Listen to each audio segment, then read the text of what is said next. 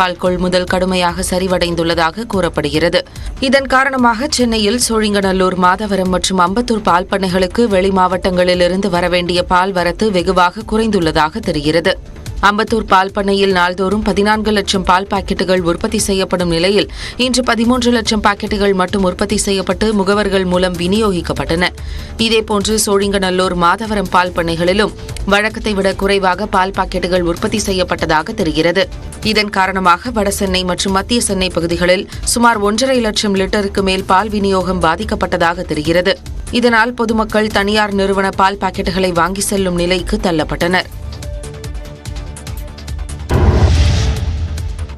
மேல்நிலை நீர்த்தேக்க தொட்டியில் மனித கழிவு கலக்கப்பட்ட விவகாரத்தில் இதுவரை நீதி கிடைக்காததால் வரும் நாடாளுமன்ற தேர்தலை புறக்கணிப்பதாக வேங்கை வயல் கிராம மக்கள் தெரிவித்துள்ளனர். புதுக்கோட்டை மாவட்டம் இறையூர் வேங்கை வயல் கிராமத்தில் கடந்த 2022ஆம் ஆண்டு டிசம்பர் 26ஆம் தேதி பட்டியலின மக்கள் பயன்படுத்தும் மேல்நிலை நீர்த்தேக்க தொட்டியில் மனித கழிவு கலக்கப்பட்டது பெரும் அதிர்ச்சியை ஏற்படுத்தியது. இதனை சிபிசிஐடி போலீசார் விசாரித்து வருகின்றனர். DNA பரிசோதனை, குரல் மாதிரி பரிசோதனை என விசாரணை நடத்தப்பட்டு வருகிறது.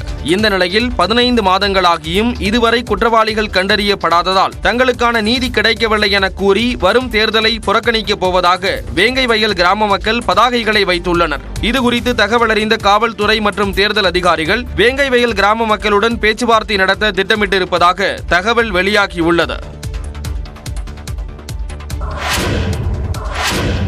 மக்களவை தேர்தல் வரலாற்றில் முதல் முறையாக காங்கிரஸ் கட்சி 350 இடங்களுக்கும் குறைவான இடங்களில் போட்டியிட உள்ளது. மக்களவை தேர்தல் வரும் 19ஆம் தேதி தொடங்கி ஜூன் 1ஆம் தேதி வரை 7 கட்டங்களாக நடைபெறுகிறது. இந்த தேர்தலில் பிரதான எதிர்க்கட்சியான காங்கிரஸ் 325 முதல் 335 இடங்களில் மட்டுமே போட்டியிடும் என தகவல்கள் வெளியாகியுள்ளன. நாடு சுதந்திரம் பெற்ற பிறகு மொத்தம் 17 மக்களவை தேர்தல்களை காங்கிரஸ் கட்சி சந்தித்துள்ளது. இந்த தேர்தல்களில் சராசரியாக 450 இடங்களுக்கு மேல் காங்கிரஸ் போட்டியிட்டுள்ளது. இதன் மூலம் சுதந்திரம் பெற்ற பிறகு காங்கிரஸ் கட்சி குறைந்த இடங்களில் போட்டியிடுவது இதுவே முதல் முறை. இந்த முறை கூட்டணி கட்சிகளுக்கு காங்கிரஸ் அதிக இடங்களை விட்டுக் கொடுத்துள்ளதே இதற்கு முக்கிய காரணமாக பார்க்கப்படுகிறது.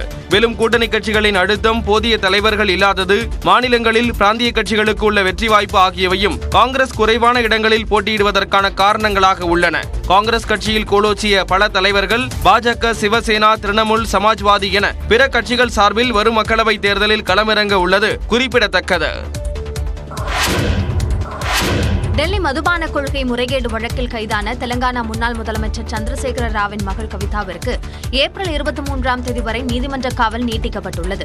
டெல்லி மதுபான கொள்கை தொடர்பாக 100 கோடி ரூபாய் ஆம் ஆத்மி கட்சிக்கு லஞ்சம் கொடுத்ததாக சந்திரசேகர ராவின் மகளும் பாரதிய ராஷ்டிரிய சமிதி கட்சியின் மேலவை உறுப்பினருமான கவிதா மீது அமலாக்கத்துறை குற்றம் சாட்டியது.